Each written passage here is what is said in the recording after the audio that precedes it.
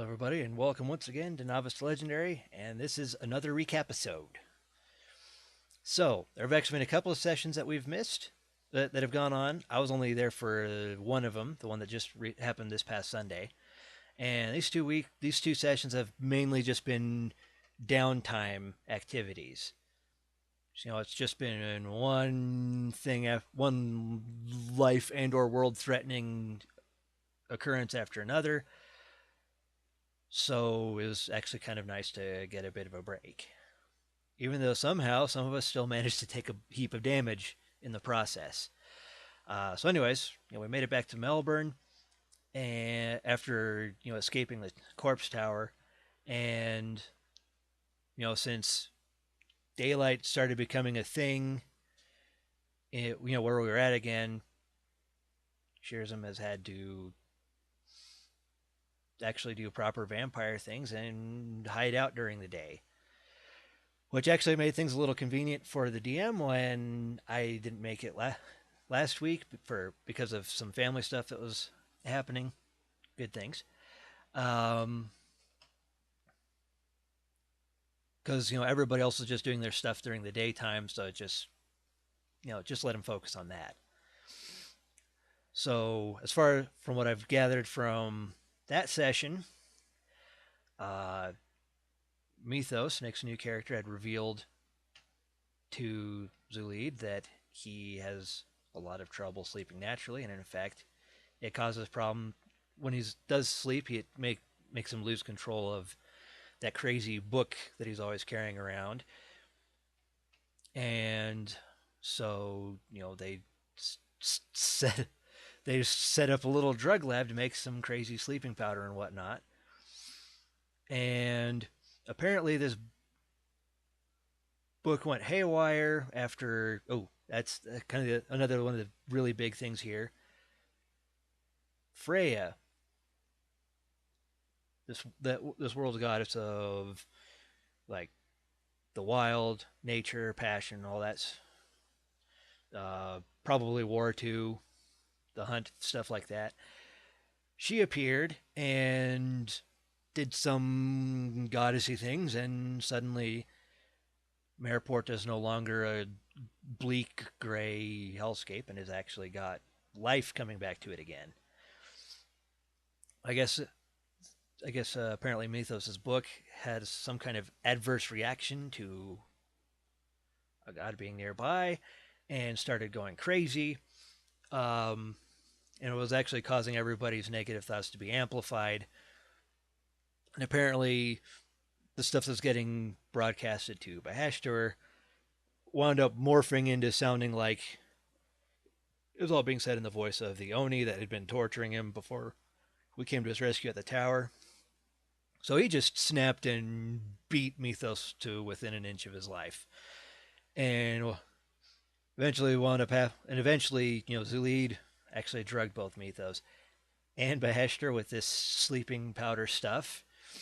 For one, to cause all the crazy stuff from the book, stop all that, and then to keep Baheshtor from actually killing Mythos. Everybody else had heard, I guess everybody else except for Zulid had been hearing these things. It was even pointed out when I came back that I had been hearing all this stuff too, except it was just all in my, all in my voice and stuff, that all the negative crap that I'd been hearing and probably, repeating to myself.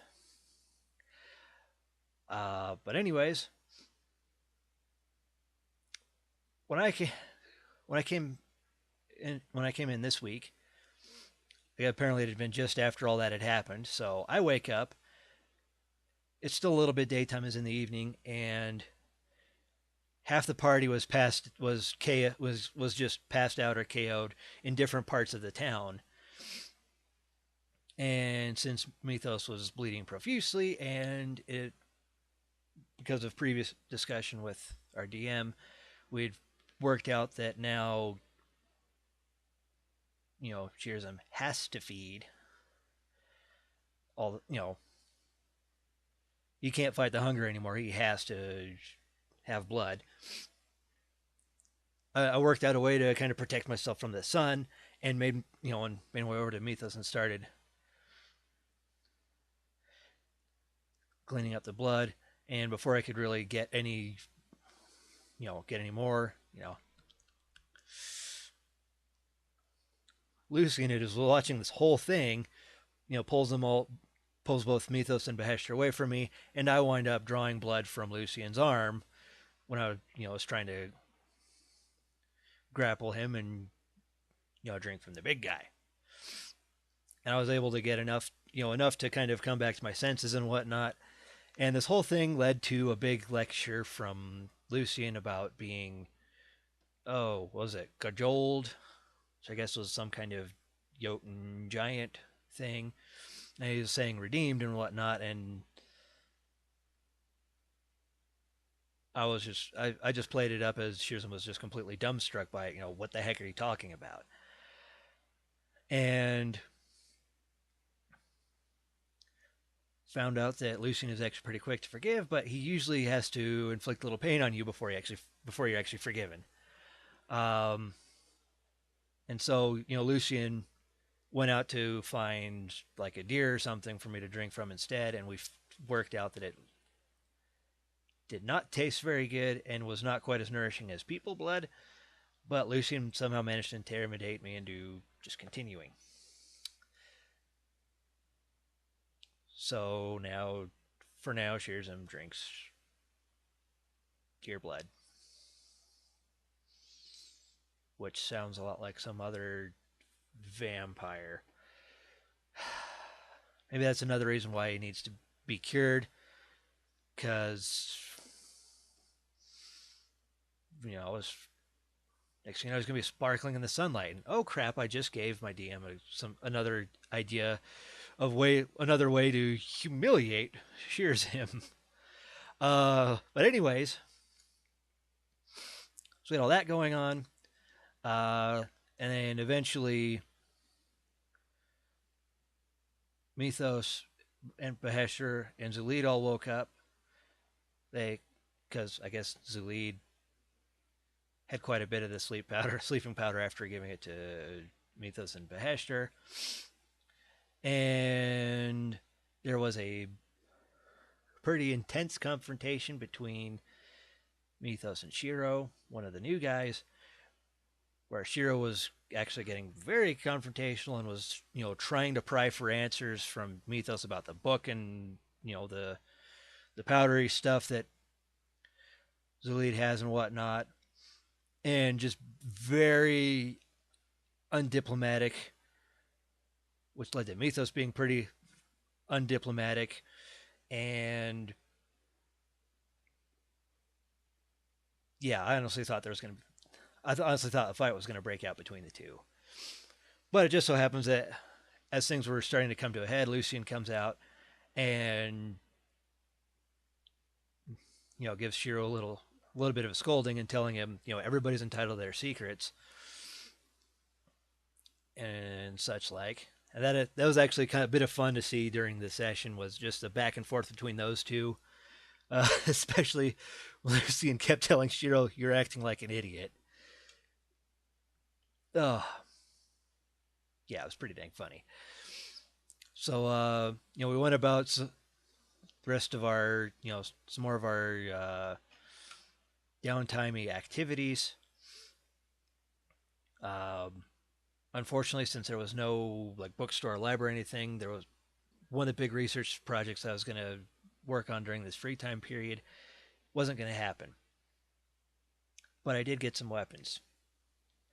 Managed to get a handful of daggers from a blacksmith shop and turn one of them into arcane focus. Discuss this with the DM. So now Shearsman can cast spells with that normally require material components, as long as it's not something that the spell actually consumes. Because he did lose his component pouch in the corpse tower when he lost all his other weapons and his clothes, and maybe a little bit of his dignity too. So, anyways, managed to do a little bit of resupplying there, and at the end, good old Tauster shows up wanting to set up shop and try and build a wizard's tower in Melbourne, and just causing all sorts of awkward conversations and whatnot. And then an emissary from the Crown Prince of the Dawn Empire showed up and gave us all titles. We're now wardens of the reclaimed Glen. Once again, this is a name that Nick came up, man formerly playing Jag, currently playing Mythos. He just has a knack for naming things. And this time, I decided to just go with it. I couldn't think up anything either. It's kind of like also the reason why we're called Hat Trick, because we're all just too dumbfounded by the turtle coming up with such a goofy name. Anyways, so we got these titles. We're given a whole heap of money to actually build up a keep to stake our claim in the territory, and now we have a voice in. I know apparently we have a voice in imperial politics, which for a tiefling in the Dawn Empire is a pretty freaking huge deal. I mean, I kind of always imagined from the description that I was given that that tieflings in the Dawn Empire were like citizens but not citizens. So to actually be given such a fancy title and being, placed in a position in some kind of position of power and privilege is like, whoa. But this is a D&D game, so all may not be as it seems. So it'll be kind of interesting to kind of look into that, especially since, Shearsm is at this stage now in his vampirism where he can't really feel any real emotions except, all he can feel is hunger. So that just kind of leaves him to think. And since there's a bit of a trust issues thing, because I do kind of like that bit about playing a tiefling, is he can just be distrustful, and especially given his previous experience with pretty much everybody outside of Hat Trick, it would make sense that he would go, I mean, this is cool, but something doesn't quite add up. Although with some of the insight checks I've made, I kind of have to play it up like, oh, well, this is actually a pretty big deal, and maybe I'll have to sneak in a little bit of, but there's got to be a catch here. So, there's your recap episode for the past couple of sessions. As far as what I'd like to see happen, what I'm going to be trying to do this coming session, I probably have to go back and review all the things I said I'd like to do during each session and see if I've actually been doing them. But truth is, I think one of the big things is working out what I want to add to the keep. That's something I probably need to be discussing with Russell beforehand. And maybe eventually, besides eventually just kind of catch myself and going, well, something, is this all really on the up and up?